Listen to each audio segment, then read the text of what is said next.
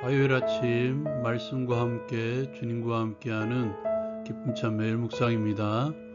오늘 함께할 말씀은 예레미야 3장 1절에서 18절까지의 말씀입니다. 오늘 말씀에서는 우상을 숭배하고도 자신들의 수치를 모르는 이스라엘 백성들의 모습이 그려지고 있는데요. 하나님께서는 그들을 심판하십니다. 그럼에도 불구하고 여전히 그들은 죄를 뉘우치지 않습니다. 자신들이 섬기던 우상을 버리지 못한 것이죠. 그러고는 하나님께 기도합니다. 아버지여, 아버지는 나의 청년 시절의 보호자시오니 언젠가는 노여움을 푸실 것입니다. 그러나 우상은 버리지 않습니다. 여전히 자신들의 욕심을 위해서 내려놓지 않고 섬기고 있는 것입니다. 하나님께서는 북쪽의 이스라엘을 보여주십니다. 많은 우상들을 섬기고 패망한 이스라엘 백성들, 그러나 그들을 보았음에도 불구하고 유다 백성들은 포기하지 않습니다.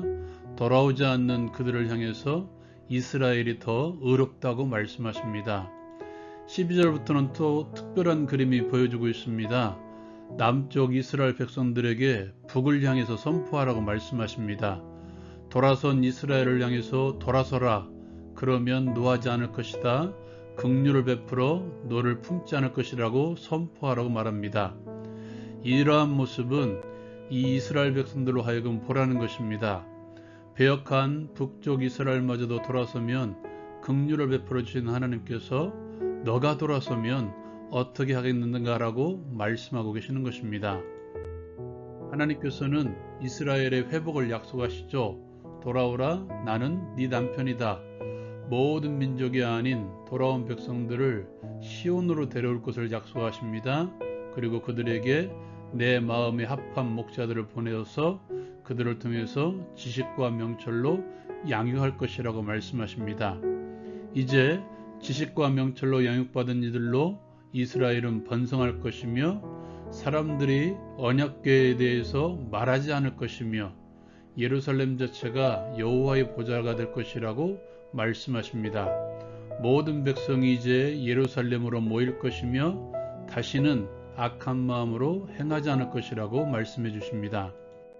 이러한 회복은 예수님께서 이 땅에 육신을 입고 오심으로써 시작되었고 장차 오실 때 완성되실 것입니다. 여러분, 겨자씨 비유를 아실 것입니다. 세상의 그 어떤 씨보다 작은 씨지만 자란 다음에는 작은 새가 깃들 정도로 자라나는 하나님 나라의 비유. 하나님 나라에는 생명력이 있습니다. 하나님께서 분명하게 자라게 하십니다. 이 시대에는 눈에 보이는 언약궤가 필요 없는 시대가 될 것입니다. 왜냐하면 말씀이신 예수께서 친히 우리 속에 거하시기 때문입니다. 이제 하나님의 성령, 진리의 성령께서 우리 안에 거하셔서 우리를 성전되게 하셨습니다. 우리가 성전인 것입니다. 그리고 그리스도의 공동체는 어느 누구나 차별이 없이 하나가 되는 공동체가 될 것입니다. 왜냐하면 하나님께서 우리의 모습을 보고 선택하신 것이 아니라 하나님의 기쁘신 뜻대로 차이셨기 때문입니다. 신약에 오면 하나님께서 찾으시는 예배자의 그림들이 등장합니다. 남편 5이 있었던 사마리아 여인을 만나시기 위해서 남들은 잘 움직이지 않는 정오의 태양 아래에서 열심히 걸으셨던 예수님, 그리고는 너무도 지쳐서 우물에 털썩 주저앉으셨던 예수님, 누구를 만나시기 위해서? 사마리아 여인을 만나시기 위해서. 누가복음 15장에 잃은 양의 비유, 잃은 드라크마, 탕자의 비유를 하실 것입니다. 남은 것에 비하면 그렇게 귀하다고 볼 수 없는 하나를 위해서 열심을 다해 찾고 찾은 다음에는 큰 잔치를 열었던 주인의 모습이 하나님의 모습입니다. 그리고 자신의 재산의 반을 가지고 도망쳤던 둘째 아들이 돌아오기만을 기다리는 아버지, 어쩌면 매일 그 아버지는 마을 어귀에 나가서 둘째 아들이 이제 나오려나 저제 나오려나 기다렸을 것입니다.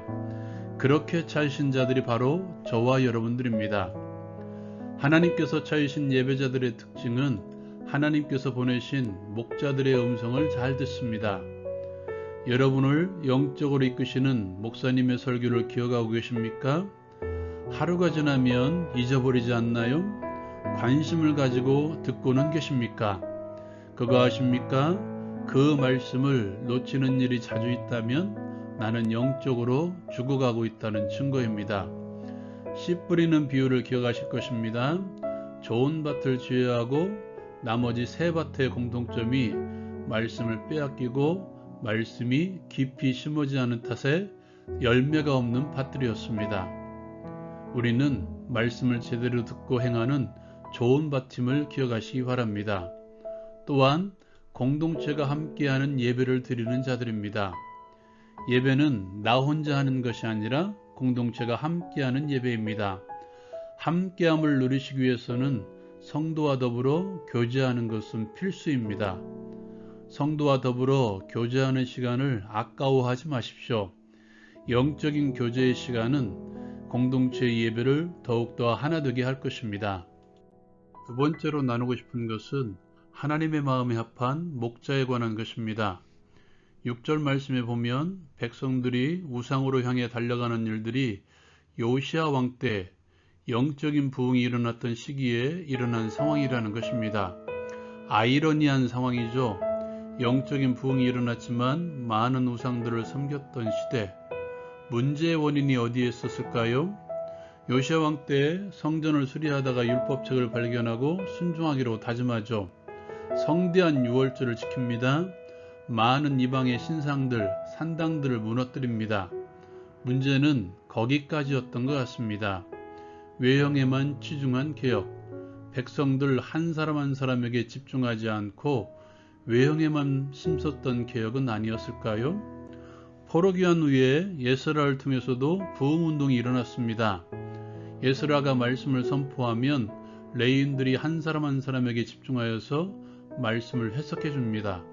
그것도 모자라 사람들을 각 지역에 파송하여서 일일이 가르치고 다녔습니다. 여호와의 마음에 합한 목자는 외형에 치중하지 않는 목자입니다. 눈에 보이는 것에만 집중하는 목자는 참된 목자가 아닙니다. 두 번째로 지식과 명철을 가르치는 목자입니다. 무엇에 관한 지식? 하나님에 관한 지식입니다. 성경에 관한 지혜의 말씀을 가르치는 자들입니다. 세상의 이치에 밝은 설교자가 아니라 세상의 이치에는 둔해 보여도 하나님의 말씀을 가르치는 일에는 진심인 목자. 어쩌면 이 시대에 이런 목자가 필요하지 않을까요? 조금은 느린 듯하지만 조금은 뒤처진 듯하지만 이러한 목자가 하나님의 마음에 합한 목자가 아닐까요? 세 번째로 다윗을 통해서 하나 더 깨달을 것이 있습니다. 하나님께서는 다윗에게 내 마음에 합한 자라고 말합니다. 많은 것들이 있었겠지만 다윗은 하나님께 예배하는 일에 진심이었습니다. 예배의 진심인 목자, 외형이 아닌 성도들 개개인이 하나님께 집중하여 예배하도록 힘을 다하는 목자, 자신은 드러내지 않고 예배를 돕는 찬양팀도 드러내지 않고 온전히 하나님만 드러내서 성도들로 하여금 하나님께 집중할 수 있도록 하는 목자. 여러분 저를 위해서 이런 목자가 되게 해달라고 분명히 그리고 반드시 기도해 주십시오.